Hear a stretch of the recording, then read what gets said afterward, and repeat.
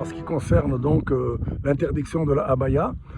C'est une décision qui est arbitraire, bien évidemment, qui s'inscrit dans le cadre de la continuité des lois racistes, des lois discriminatoires, des lois islamophobes. Nous, on les considère comme des lois islamophobes, que sont la loi du 15 mars 2004, que ce sont la loi séparatisme, qui vise à cibler une catégorie de la population, en l'occurrence les musulmans et les musulmanes particulièrement, parce que ce sont les musulmanes qui subissent le plus ces décisions.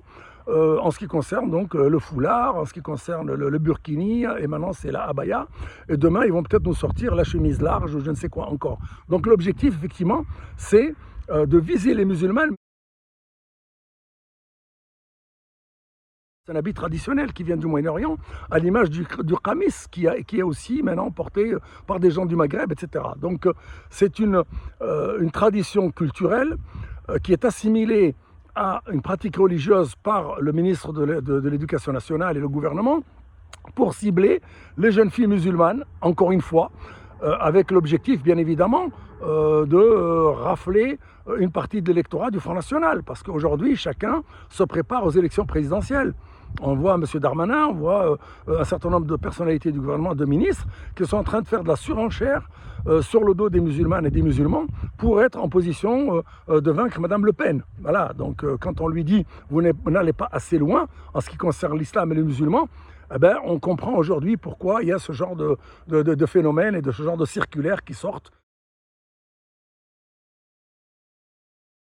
C'est quelque chose qui est illégal, enfin juridiquement qui est contestable et largement contestable, parce qu'on ne peut pas interdire de manière généralisée et systématique une abaya. Donc d'une part ça va être au cas par cas, et d'autre part on ne sait pas comment les chefs d'établissement vont pouvoir déterminer qu'est-ce qui est abaya, qu'est-ce qui est une robe classique achetée chez Zara ou chez je ne sais qui. Donc en même temps ça relève aussi un caractère raciste, discriminatoire, islamophobe, parce que quand Martine va venir avec une robe longue qui s'apparente à une abaya, on ne va pas lui dire non, vous quittez l'établissement. Et quand c'est Fatima ou Zahra, on va lui dire ah ben non, votre robe est considérée comme un habit musulman, donc vous ne rentrez pas dans l'établissement. Donc c'est une attitude effectivement discriminatoire, c'est une attitude islamophobe, et on attend de voir la circulaire du ministre de l'Éducation nationale pour voir comment ils vont pouvoir mettre en place ces systèmes d'exclusion. Voilà.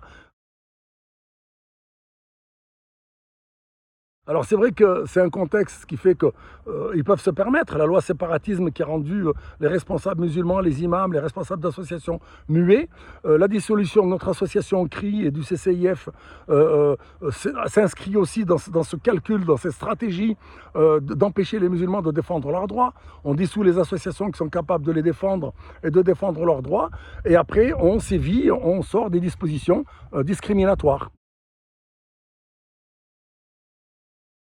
Les répercussions psychologiques et sociales, elles sont manifestes, elles vont être dramatiques. Parce que ces jeunes filles, pour beaucoup vont sortir de l'école, beaucoup sont fragiles, c'est l'âge de l'adolescence, c'est l'âge où on provoque, où on teste les règles, où on essaie de bouger le cadre. Et ça, pour des enseignants, pour un ministre de l'Éducation nationale, ne pas en tenir compte, c'est complètement irresponsable. Pour moi, c'est de l'inconscience, c'est comment dirais-je, de l'incompétence flagrante.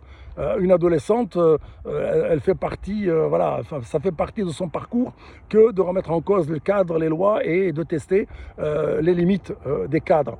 Donc effectivement, c'est des jeunes filles qui vont se ruer vers les écoles privées, en sachant qu'il n'y en a pas assez en France, il y a très peu d'écoles privées vu le nombre de musulmans, et qu'il y a une politique répressive de criminalisation et de contrôle permanent pour fermer au maximum ces écoles et ces instituts, etc., pour empêcher les musulmanes de garder leur identité culturelle, religieuse, etc. En même temps, les filles, elles sont conscientes, donc elles sont conscientes de ce qui se joue, elles ne sont pas naïves. Elles sont lucides politiquement. Elles savent très bien que ceci s'inscrit dans une continuité de dispositions, de réglementations, de politique et de diabolisation médiatico-politique qui renforce les rapports de domination, d'humiliation islamophobe que des politiques cherchent à imposer aux musulmans. Ça s'inscrit dans ce cadre-là. C'est du néocolonialisme qui ne dit pas son nom. Alors effectivement, ça crée de la rancœur, ça peut créer de l'escalade de violence. Elles subissent une violence symbolique.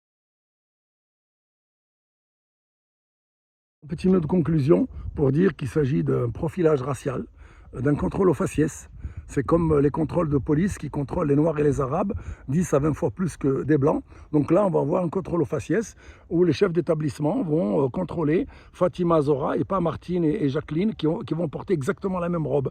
Et ça s'appelle du harcèlement institutionnel et c'est une forme d'instrumentalisation de la laïcité et une façon d'imposer et de normaliser une islamophobie institutionnelle. Voilà, on nous dit il n'y a pas d'islamophobie d'État, mais ça s'apparente à de l'islamophobie d'État malheureusement. Voilà.